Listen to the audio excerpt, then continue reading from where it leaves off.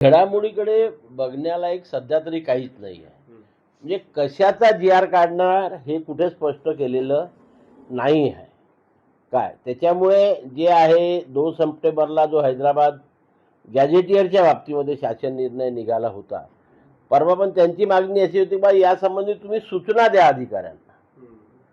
आता तशा प्रकारच्या कुठल्या सूचना सरकार देते त्याच्याकडे आम्ही लक्ष ठेवून आहोत.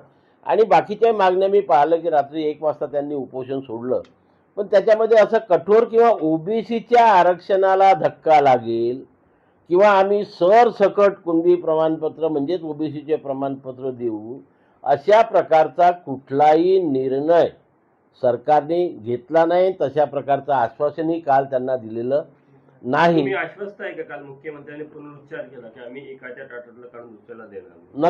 नक्कीच मी याच्यापूर्वी सुद्धा म्हटलं आणि ही काही पहिली वेळ नाही आहे. माननीय मुख्यमंत्री देवेंद्रजी फडणवीस यापूर्वी सुद्धा अनेकदा बोललेले आहे की आम्ही ओबीसीच्या आरक्षणाला धक्का लागू देणार नाही आणि सरसकट महत्त्वाचा शब्दप्रयोग इथे आहे की ज्या मागणीवरती हे आंदोलन खूप दिवस चाललं होतं की सरसकट कुणबी प्रमाणपत्र, ती सरसकट कुणबी प्रमाणपत्र सुद्धा आम्ही देणार नाही. ज्यांच्याकडे पुरावा आहे, वडील आजोबा पंजोबा खापर पंजोबा यांच्या महसुली किंवा शैक्षणिक कागदपत्रावर कुणबी मराठा कुणबी मराठ्याची नोंद असेल, त्यांना प्रमाणपत्र दिल्या जात असेल त्याला आमचा विरोध नाही, कारण तो नियम आहे.